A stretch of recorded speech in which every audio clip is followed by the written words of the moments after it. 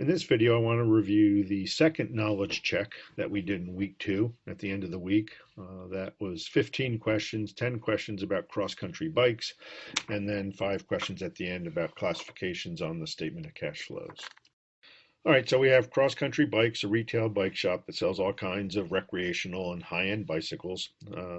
Here we assume that they receive an order to build 12 bikes for a local racing team for $72,000 in December of 2015. So all they have now is an order. And we don't make any journal entries when there's just an order. Right? We have to wait till something more tangible takes place. The customer delivers a $10,000 payment in December to secure the order. Okay, so that's good. So we got cash. So cash would go up 10,000, but still no revenue because we have to wait until the earnings process is complete. So this would be a unearned revenue. It would be a liability we owe. We don't owe the customer $10,000, we owe them $10,000 worth of bikes. We need to deliver the sale. So that's unearned revenue at the end of December. Then we complete production, deliver all 12 bikes in May, and we receive the final payment of $62,000. So the total price, $72,000, will all get recognized in 2016. So the correct answer there is D. All right, in 2, we saw a monthly maintenance contract for $150 a month.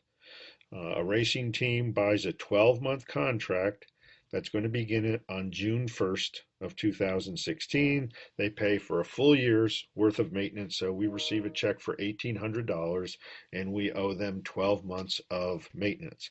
So our revenue in 2016 is going to be $150 per month times 7 months, right? June 1st to December 31st, that's 7 months at $150 a month is $1,050. That's answer C. At the same time, Cross Country pays their own rent for their shop or their facility, $24,000 for 1 year's worth of rent. So that's $2,000 a month. Begins on September 1st. So their rent expense each month is going to be $2,000. So September, October, November, $2,000 of rent expense each month. Correct answer is D. All right, and 4, Cross Country needs to buy some equipment for its manufacturing process, so they make a $5,000 down payment in October to secure the purchase. And then the machines are delivered in December, so they pay the balance of $8,000, so they paid $13,000 for these machines. How much expense should they recognize? They wouldn't recognize any expense because we're capitalizing these costs. This is going to be recorded as an asset, $13,000, and then when they actually start to use them, which I assume is going to happen in, January, perhaps maybe December, but the months you're given here are September, October, November. Until they use the machine, then they'll start recognizing depreciation expense. But until that happens, no expense gets recognized. So the correct answer is A. Then in November, they get an electric bill for the month of October. They pay $450 for electricity. The electricity was used in October, so the expense should be shown in October. Not in the month they pay the bill, but in the month these services were used. That's October, so correct answer here is B. All right, here, number 6, you got to do a little calculations. We're doing inventory, so you got to keep track of the beginning inventory, the purchases, and what order the purchases take place. And then based on what inventory assumption you're going to use, first in, first out, or average cost, that determines how you're going to cost or what costs you're going to allocate to cost of goods sold and what costs will still remain on the balance sheet in inventory. So here, what happens? They begin the year with 10 bikes in their inventory at $75 each, and then they have 2 purchases, 25 bikes at $90, and then another 20 bikes at $100. So they have $75 bikes, $90 bikes, and $100 bikes in their inventory.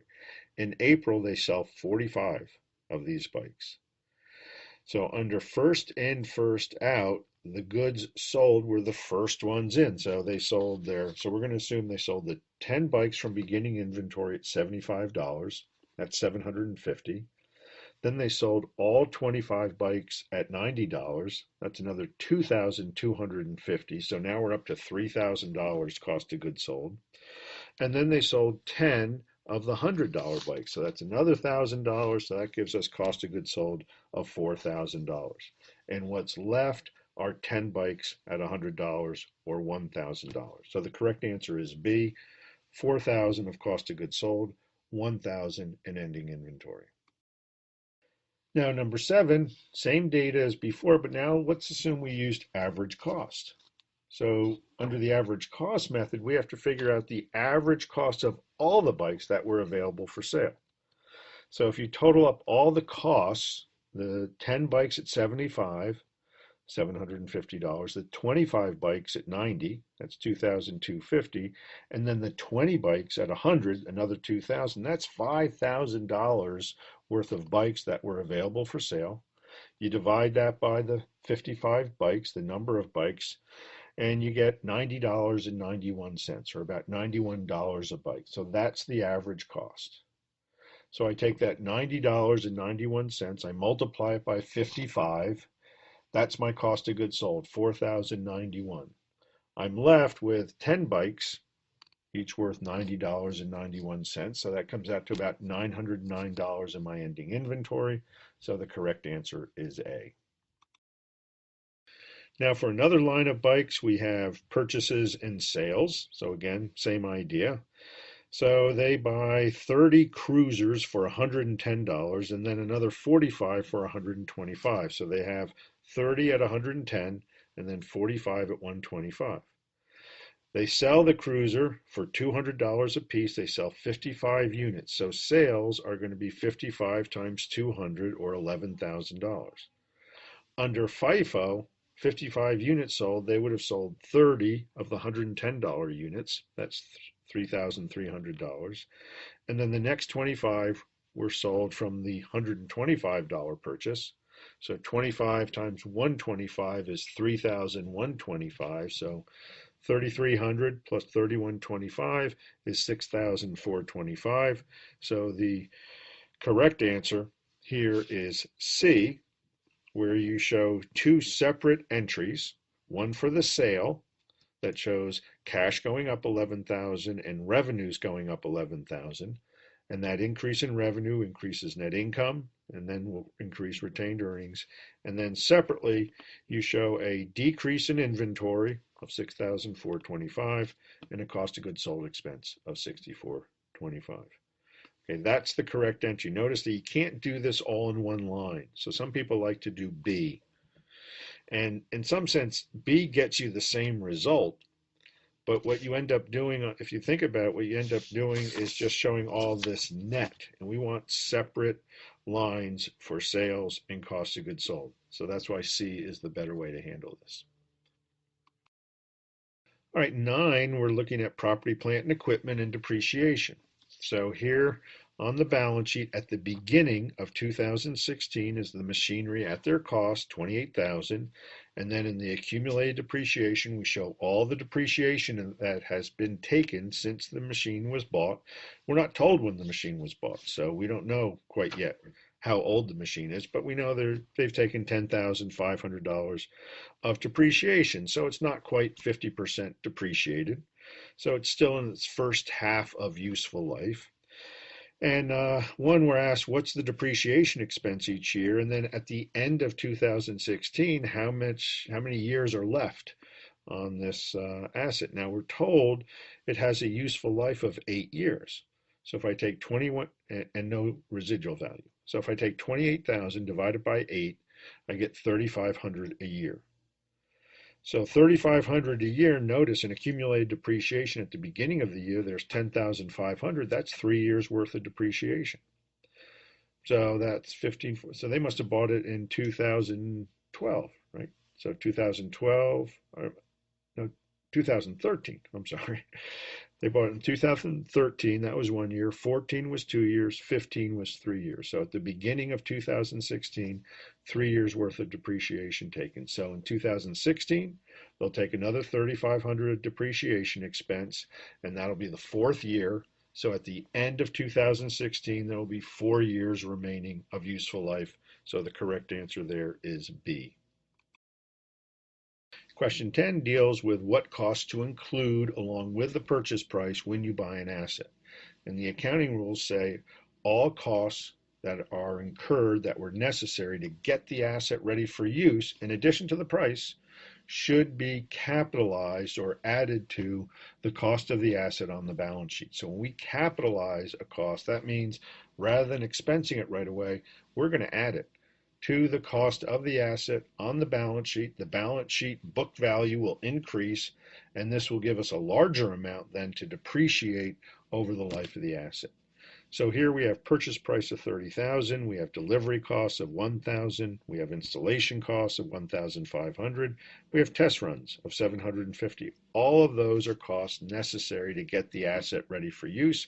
So all of them would be added to the equipment account on the balance sheet, $33,250, and that's what we would depreciate over the equipment's useful life. Now, the last 5 questions were just some quick questions around classification on the statement of cash flow.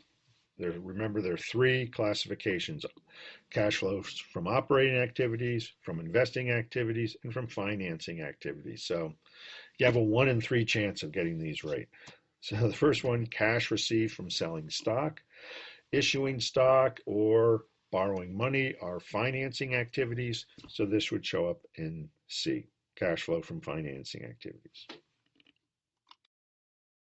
Cash paid for equipment, that would be an investing activity, so the answer there would be B, cash flow from investing. Net income is core to operations, so that's always our starting point under cash flow from operating activities when you use the indirect method. Most companies use the indirect method, so that's usually what you see up under operations. Now remember, net income is really a component of retained earnings, but the retained earnings account itself, as we'll see in the next question, doesn't show up on the statement of cash flow. Instead, the elements of retained earnings show up on the statement of cash flows. So net income, which is what makes retained earnings increase, that shows up under operating activities. So answer A. Retained earnings, however, doesn't show up at all. You'll never see a line item that's titled retained earnings. But now we know what happens to retained earnings, right? Retained earnings increases when we have net income, and it decreases when we pay dividends to shareholders. So those 2 elements show up. The net income, the increase to retained earnings, shows up under operations, and the decrease to retained earnings, the payment of dividends, shows up under financing. So in a sense, retained earnings is there. It's just not there on a single line item labeled retained earnings. And like I just said, the other half of the change in retained earnings are cash dividends paid to shareholders. That's a cash outflow under financing. So the correct answer is C.